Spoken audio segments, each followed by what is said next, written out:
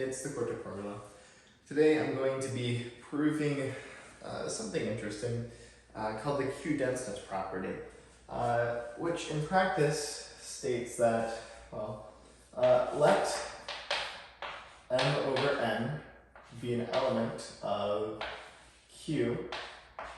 My Q is a little wacky, so sorry if it looks a little strange. Let it be an element of Q, where m and n are elements of the of the integers in general. And then are elements of the integers. So the Q-denseness property states that for all numbers, so for all x and y,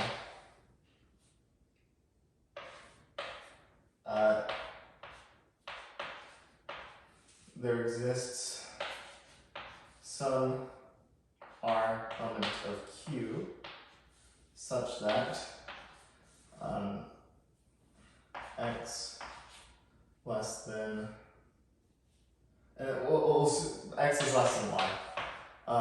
The x is less than r, is greater than r, less than r, and then r is less than y. And x and y, x is less than y. And the reason I say x, y element of 2 space is because for every pair of numbers, there's an ordering in R that says, well, x is less than or equal to y. So for all x less than y, this holds. But the one exception is when x is equal to y, in which case this doesn't hold. So how do we prove this? Well, we know that x is less than y. So we know that y minus x must be greater than 0. So at this point, quite early on, we have to go to the Archimedean property. So the Archimedean property states that as long as a and b are greater than 0, there exists some n such that, a is less than b. There exists some n such that n times a is greater than b. N is an element of the natural numbers. So let's see. We'll take n y minus x, which is greater than, and we'll set b equal to 1. So some n times y minus x is greater than 1. Great.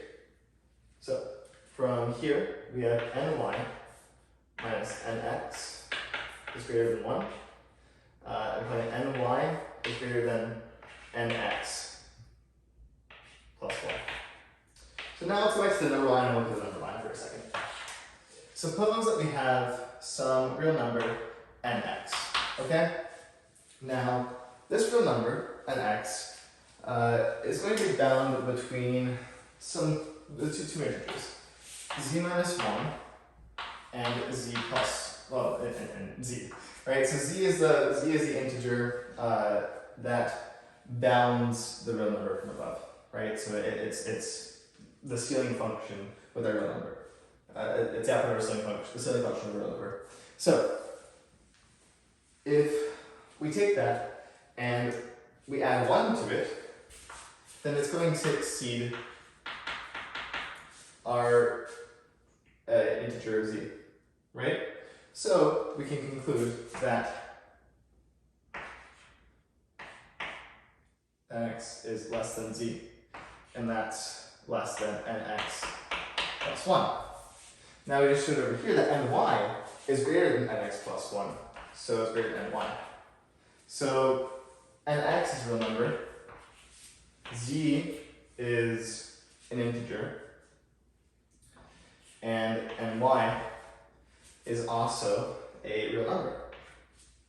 Now n is also an element of the natural numbers, and is an element of the natural numbers.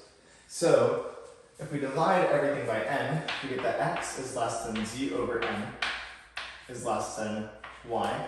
Now, we can see that since z is an integer and n is an element of the natural numbers, this must be a rational number. Thus, between any two real numbers, x and y, there exists some rational. And this is a very interesting implication. It tells us that we can take any section of the number line, and no matter how small, have functionally an infinite amount of rational numbers. That being said, there obviously are some gaps instead of natural numbers, which, presuming you understood the rest of this video, you'll know.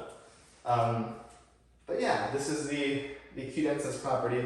It's a very interesting property, and it's my second favorite. So yeah, thank you for watching. I plan to upload more in the future.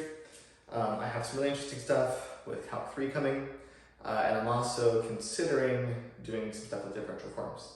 So if you like the video, please comment and like and subscribe, and yeah, I'll see you next video.